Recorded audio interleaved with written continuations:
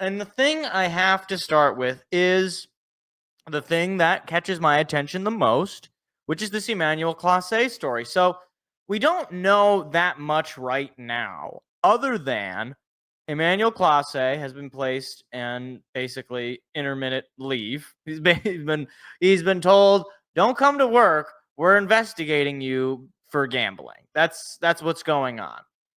And look, I'm reminded of the age-old adage. When it was Jonte Porter for the Toronto Raptors, I said nothing. I probably laughed at him. When it was, I'm trying to think of who the next, those random minor league guys in MLB for the Padres, and I think the Diamondbacks as well, I said, I don't care. And then it was Malik Beasley. And now it's Emanuel Clase. And look, if you think it's going to end with Emanuel Clase, I just think you are naive at this point, because unfortunately for us, these sports gambling companies and these sports books and these apps, they have taken over all 4 sports leagues. The NHL is not safe.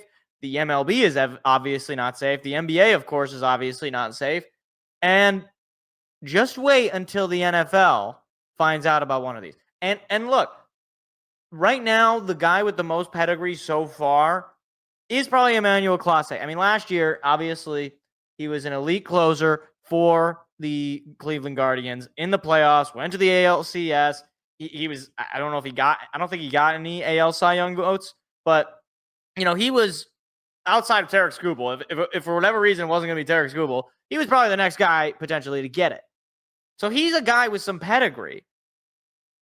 And now he, depending on what this investigation finds and what MLB and Cleveland ends up doing, we could see a lifetime ban of an Emanuel Clase. We could.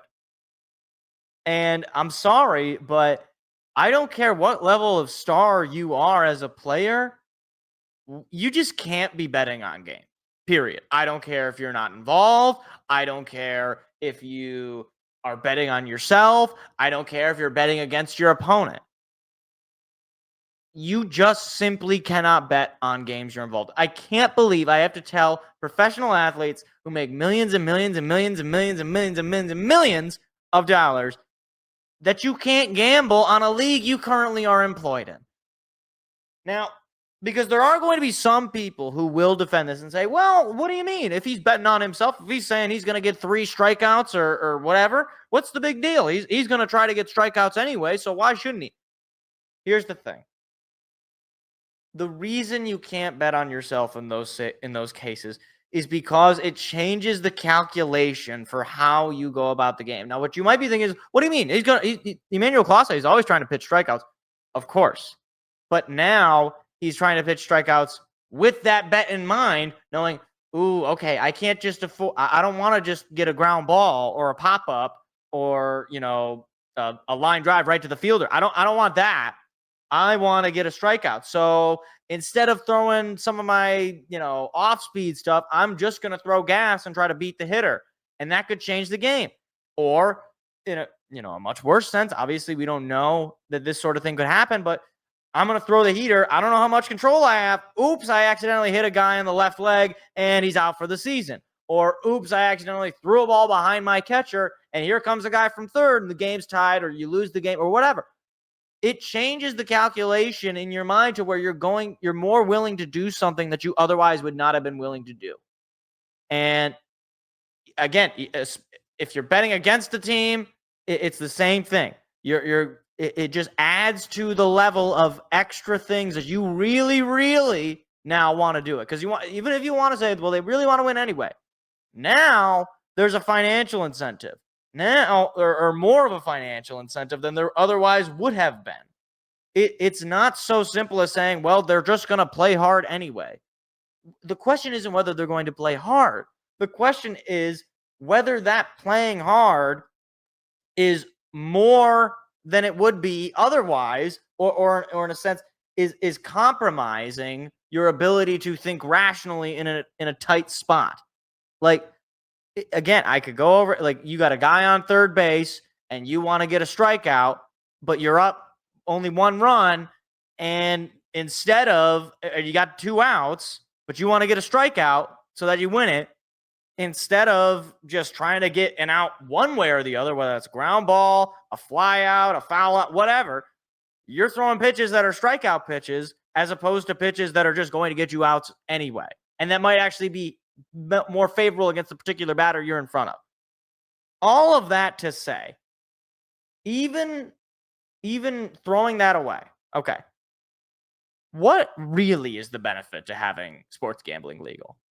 Like, I've heard some people say, well, it's, it's kind of fun, and sure, I don't deny that. I'm sure it's entertaining. I'm sure you can get a rise out of it. It's like, oh wow, I get to watch.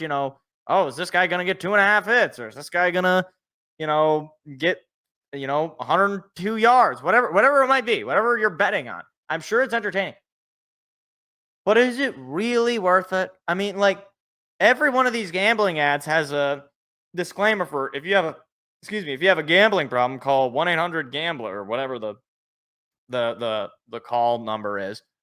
And you're also now obviously getting these athletes who make a lot of money and now lose out on all of that. So you got people getting addicted to this stuff because it's just on your phone, and people are already addicted to their phones. So you got people getting addicted to it on their phone, losing a bunch of money. Then on top of it, you got athletes throwing away careers and millions of dollars because, they want to make a quick extra buck, quote unquote, betting on themselves. And the real winners of this are basically just the sports books. like the only people who really get by on this, that are really happy about the whole situation, is the sports books. Because why? They get advertising. I mean, FanDuel Sports Network, okay, that's free. Like, they literally broadcast Tiger games and Red Wings games and Pistons games and plenty of other teams' games. So it's not even just like, oh wow, they're they have their ads in ESPN, which ESPN, by the way, also has a sport book, ESPN Bet. So it's pervading the sports world so much that you can't avoid it. You can't go on any sports site outside of maybe a news article and avoid the constant sportsbook, odds, or bet now, get your free $500 bet, and you'll get 300 in bonus bets or what. Like it's so pervasive, and it is kind of like a drug, right? Like, it's like you do it and it feels good the first time, and then you're hooked. And then suddenly you need to bet more. And then you're doing these crazy parlays that have like 2% chances of winning, and you lose a bunch of money. But then you're so confident, and you don't realize you're dealing with real life human beings that is so unpredictable. And suddenly you lose all your money. You're all sucked into this stuff. Like, I could go on and on. This stuff is just not worth it. Like, how has the sports world gotten better by this? People routinely will say, oh my gosh, I can't stand all the sportsbook ads. I can't stand all the betting stuff. ESPN Bet is out of its mind. I can't take it. Every sports talk show I listen to, some gambling sponsorship, or they're talking about odds or whatever. It's so pervasive. It's impossible to avoid. And yet nobody, at least it seems to me, nobody is just asking the question, hey, why don't we just go back to making this stuff illegal? It wasn't legal for a very long time. You had to actually go to Las Vegas to actually, bet on these things. But now it becomes legal. You get all these sportsbook apps. Like, seriously, I've gone down the list here. Like MGM, Bet Rivers, Bet Online, FanDuel, Fanatics, ESPN Bet, DraftKings. Those are just 7 off the top of my head. I think did I already say FanDuel? I don't those are just 7 sports books off the top of my head that I didn't know existed until within the last couple of years. And some of them didn't even exist in the last couple of years. Like, ESPN at this point probably makes more money on their sports book than they do on actual people watching their TV shows, which is kind of funny because their TV shows aren't very good anymore. But it's just it's gotten to the point where maybe we just need to go back. Maybe we just need to say, you know what?